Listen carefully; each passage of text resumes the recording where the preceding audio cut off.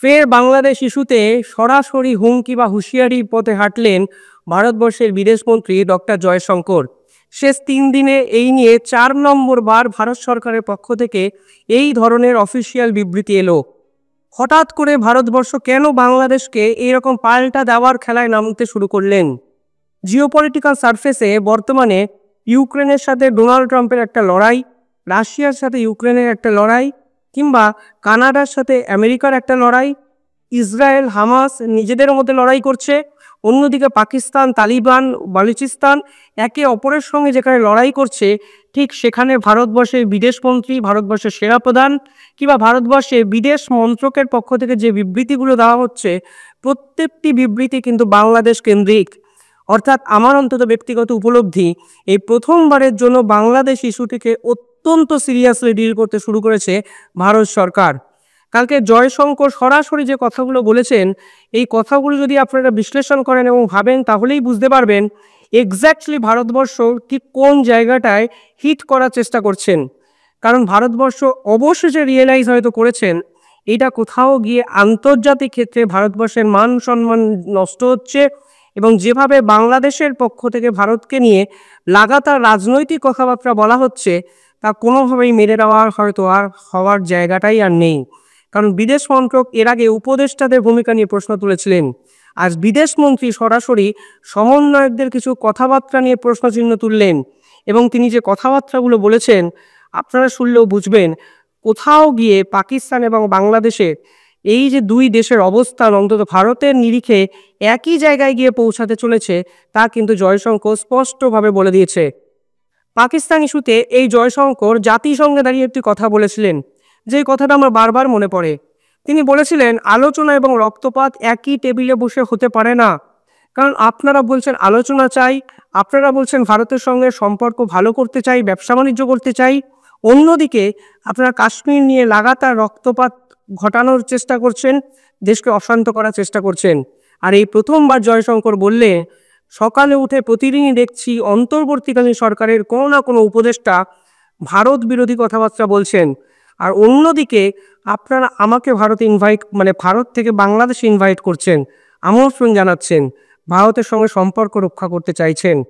দুটো জিনিস কি একসঙ্গে হতে পারে? কূটনীতি আলাদা জিনিস।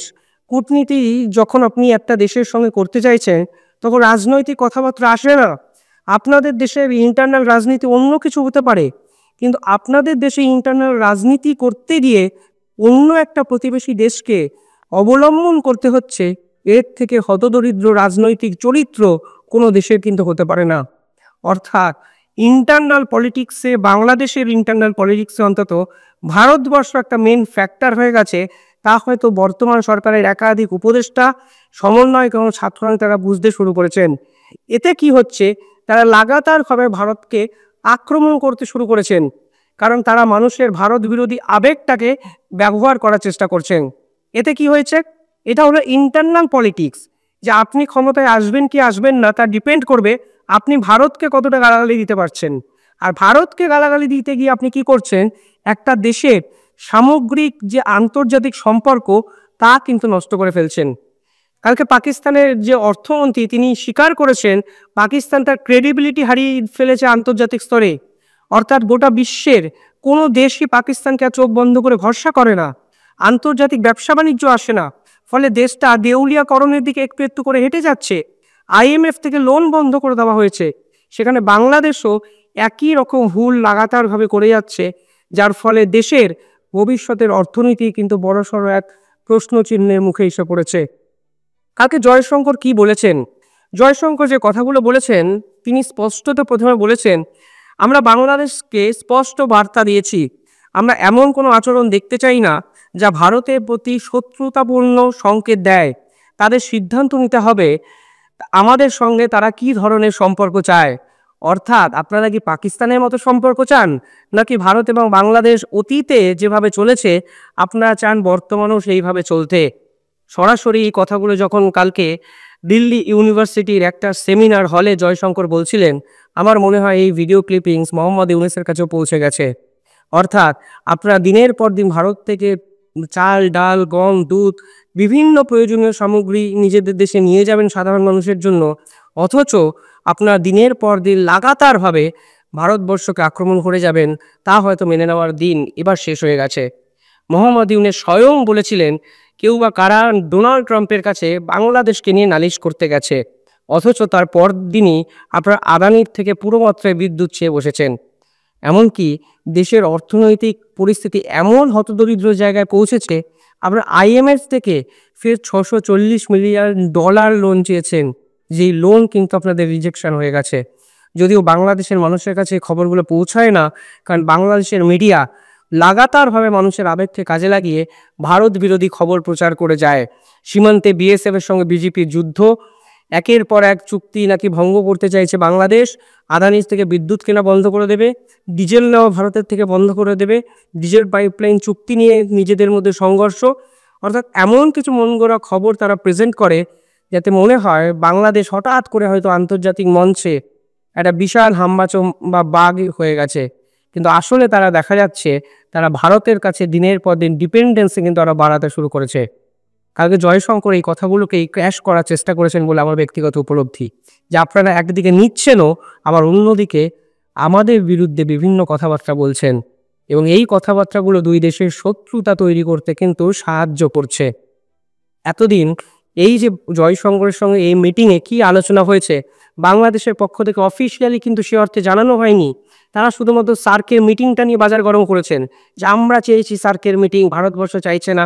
অর্থাৎ আমরা কি দাবি করেছি সেইটা কিন্তু আন্তর্জাতিক স্তরে সকলের আগে প্রচার করা হয়েছে। কিছুটা পাকিস্তানকে কনফিডেন্স নেওয়ার জন্য হয়েছিল। কালকে জয়শঙ্কর বলছে আমরা ভালটা বলেছি, আপনারা ডিসাইড করুন আপনারা কি চান, অনেক হয়েছে, না হলে সব বন্ধ করুন। তিনি আবার বলেছেন যে ঢাকা এবং দিল্লির সম্পর্ক যেন স্বাভাবিক থাকে, ভারতবর্ষ কিন্তু সেটাই চেয়েছে। আমরা প্রতিবেশীদের শুভকামনা জানিয়েছি, কিন্তু বাংলাদেশ কী ধরনের সম্পর্ক চায় সেই সিদ্ধান্ত তারা এবার নিক। মনে রাখবেন 1971 সালের মুক্তিযুদ্ধের সঙ্গে একটা লম্বা ইতিহাস জড়িয়ে আছে ভারত এবং বাংলাদেশের। দেখুন জয়শঙ্কর এখানে ইতিহাসের কথা ফিরিয়ে এনেছেন, কিন্তু কাদের উদ্দেশ্যে তিনি এই কথাগুলো বলেছেন আমি সত্যিই জানি না। এই বাংলাদেশের বর্তমান সমন্বয়ক উপদেষ্টা বা এই যে ছাত্রনেতারা আছে, তারা তো 1971-এর মুক্তিযুদ্ধটাকেই অস্বীকার করে। তারা 1971 সালের এই যুদ্ধটা স্টেটমেন্ট দিয়ে বলেছে এটা নাকি ভারত চেয়েছিল 7 সিস্টার্সকে রক্ষা করার জন্য। আসলে পাকিস্তানের বিরুদ্ধে লড়াই তারাকে স্বীকৃতিই দেয় না। তারা 1971 সালের এই মুক্তিযুদ্ধের পরে যে সংবিধান রচনা হয়েছিল, সেই সংবিধানে ভারতের স্বার্থ লুকিয়েছিল বলে বলেছে। অথচ 1971 সাল থেকে 2024 সাল বাংলাদেশের কোনো ইন্টারনাল পলিটিক্স কিংবা কোনো রকম রফাদফায় ভারত সরকার কিন্তু নেই। আজকে এক্সপোজ হয়ে যাচ্ছে আমেরিকা প্রায় $29 মিলিয়ন লগ্নি করেছিল বাংলাদেশের এই সরকার বদলে দেওয়ার মিথ্যে ষড়যন্ত্র প্লট তৈরি করতে। অথচ জয়শঙ্কর কিন্তু এখনও কোথাও গিয়ে উদারতা দেখিয়ে বলার চেষ্টা করছেন, নয় বন্ধ করো, নয় সম্পর্ক কি চাও তোমরা আন্তর্জাতিক স্তরে জানাও। কারণ জয়শঙ্কর আরও উল্লেখযোগ্য কিছু কথা বলেছেন। তিনি বলেছেন অন্তর্বর্তীকালীন সরকারের উপদেষ্টা বিভিন্ন সময় ভারত বিরোধী মন্তব্য করেছেন, যা আমাদের কাছে হাস্যকর মনে হয়েছে।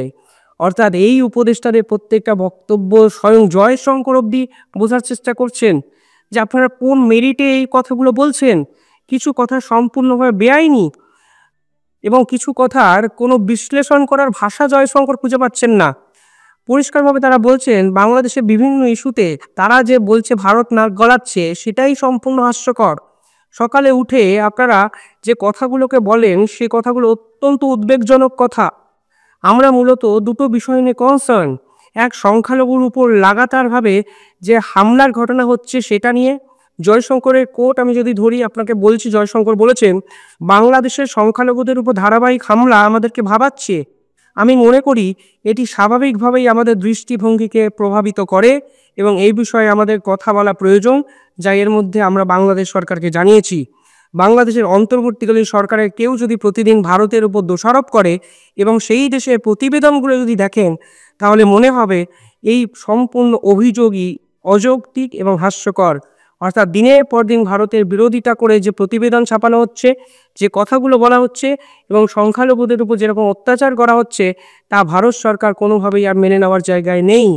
পাশাপাশি তিনি বলছেন একদিকে ভারত ভালো সম্পর্ক চায়, কিন্তু আরেকদিকে প্রতিদিন সকালে উঠে যদি সব কিছুর জন্য আমাদের দোষারোপ করা হয়, তাহলে তা মানানসই নয়। তাদেরই সিদ্ধান্ত নিতে হবে তারা আমাদের সঙ্গে কেমন সম্পর্ক চাইছে, বললেন ভারতের পররাষ্ট্রমন্ত্রী। অর্থাৎ এই প্রথমবার ভারতের পররাষ্ট্রমন্ত্রী মানে বিদেশমন্ত্রী ডক্টর জয়শঙ্কর যে কথাগুলো বলেছেন, আমার মনে হয় এর থেকে কড়া কথা সাম্প্রতিক সময়ে ভারত বাংলাদেশের সম্পর্ক নিয়ে ভারতবর্ষের পক্ষ থেকে কিন্তু আসেনি। অর্থাৎ উপদেষ্টারা সিদ্ধান্ত নিক, তারা ভারতের সঙ্গে সম্পর্ক রাখতে চায়, ভারতের সঙ্গে ব্যবসা বাণিজ্য করে চাল ডাল দুধ গম বিভিন্ন জিনিস মানুষের সাহায্যে নিতে চায়, এমনকি বিদ্যুৎ, না হলে তারা পাকিস্তানের মতো একদম স্যাংশনড নিষিদ্ধকরণ একটা দেশ যাদের সঙ্গে বিশ্বের কোনো দেশই ব্যবসা বাণিজ্য করতে চায় না সেই জায়গায় যেতে চায়। সরাসরি চ্যালেঞ্জ মোহাম্মদ ইউনূসকে। পাশাপাশি আমার মনে হয় এই ভারত বিরোধিতা, এই যে পার্টিকুলার ইস্যুটা শুধুমাত্র সরকারের পক্ষ থেকে কিন্তু স্প্রেড আউট করা হচ্ছে না। বাংলাদেশের যারা ইমাম আছেন, যারা যারা জেনে শুনে মানুষের আবেগকে নিয়ে ছেলেখেলা করছেন, যারা শিক্ষিত সে অর্থে নয়, যারা সমাজকে নিয়ে গভীরভাবে ভাবেন না, তলিয়ে ভাবেন না, তারা এমনভাবে মানুষকে ভুল পথে চালিত করছেন, সেটাও কিন্তু একটা সিরিয়াস অসুখ হিসাবে আমার মনে হচ্ছে। কালকে বাংলাদেশের ইমামের একটা বাইট আপনাকে দেখাতে চাই, যেখানে তারা খোলা মঞ্চে হাজার হাজার মানুষের সামনে বলছেন ভারত বাংলাদেশকে প্রায় 136 বার চক্রান্ত করে শেষ করে দিতে চেয়েছিল। 1947 সালে দুটো দেশ ভাগ হয়েছিল কারণ ইসলাম ধর্মকে তারা প্রাধান্য দিতে চেয়েছিল এবং ইসলামই নাকি চেয়েছিল দুটো দেশ যেন ভাগ হয়ে যায়। আমরা নাকি ভারতের পিছনে চীন এবং পাকিস্তানকে লাগিয়ে দিয়েছি। বাংলাদেশ নিয়ে আমাদের পার্শ্ববর্তী দেশটা খুব ষড়যন্ত্র করতেছে। ওরা জয়লা পুরা বোম্বাই মরিচ খাইলে যেরকম জিব্বা জ্বলে, ওদের ওরম জ্বলতেছে। ঠিক না বে ঠিক? ভেতরে ভেতরে 136 বার ষড়যন্ত্র করেছে, আল্লাহ ব্যর্থ করে দিয়েছে। আমি বলতেছি দেখো বেশি বাড়াইও না, আল্লাহ চীনেরে লাগাই দিবে তোমার বিরুদ্ধে, পাকিস্তানেরে লাগিয়ে দেবে। আজকে এখানে আস্তে আস্তে খবর পড়ছে যে লাগাইছে আজকে। অর্থাৎ ভারতবর্ষ আন্তর্জাতিক স্তরে শেষ হয়ে গেলে এর একটা অদ্ভুত পৈশাচিক আনন্দ পাবেন, এই কথা কিন্তু এই ইমামরাও কিন্তু এবার জনমানসে ছড়িয়ে দিতে শুরু করেছেন। অর্থাৎ পাতি বাংলা ভাষায় মানুষকে ভুল বুঝিয়ে শুধুমাত্র সরকার অন্তর্বর্তীকালীন এই উপদেষ্টারা সমন্বয়করা যে শুধু করে খাচ্ছেন তা নয়, ধর্মীয় ব্যবসায়ীরা যারা বাংলাদেশকে কালভদ্রে পাকিস্তান বানানোর চক্রান্ত করছে, সেই মুসলমান সমাজের ধর্মগুরু ইমামরাও কিন্তু মানুষের আবেগকে কাজে লাগিয়ে দিনের পর দিন ভারত বিরোধিতাটাকে একটা ইস্যু করে মানুষের মনে গেঁথে দিতে চাইছেন। তার জন্যই হয়তো এই ভারত বিরোধিতা এই শব্দটা এখন বাংলাদেশের রাজনীতির ইন্টারনাল ইস্যু, কিন্তু যখন তারা রিফ্লেক্ট করছে তাদের কথাবার্তায় সেই ভারত বিরোধিতাটা, তখন এই পার্টিকুলার পুরো জিনিসটাই আন্তর্জাতিক ইস্যুতে কিন্তু পরিণত হচ্ছে। এইবার ইন্টারনাল ইস্যু আন্তর্জাতিক ইস্যুতে যদি পরিণত হয়, তাহলে রাজনীতিবিদদের এক্ষেত্রে অনেক সুকৌশলে ম্যাচুরিটির সঙ্গে ডিল করতে হয়, যা ছাত্র রাজনীতির সঙ্গে জড়িত এই সকল পল্টু মস্তান নেতাদের কিন্তু অভিজ্ঞতার দ্বারা সম্ভব হচ্ছে না। আর এখানেই কিন্তু জয়শঙ্কর বুঝিয়ে দেওয়ার চেষ্টা করেছেন, নয় ভারত বিরোধিতা থামান, নয় আমাদের সঙ্গে সম্পর্ক বিচ্ছেদ, আপনারা পথ বেছে নিন। এবার চয়েসটা আপনার।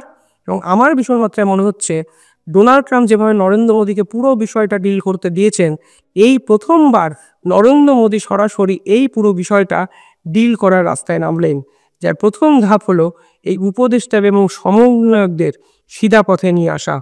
সম্পর্ক রক্ষা করবেন কি করবেন না, চয়েসটা আপনার। মোহাম্মদ ইউনূস বল এবার আপনার কোর্টে। আপনারা কি ভাবছেন কমেন্টে জানাবেন। ধন্যবাদ।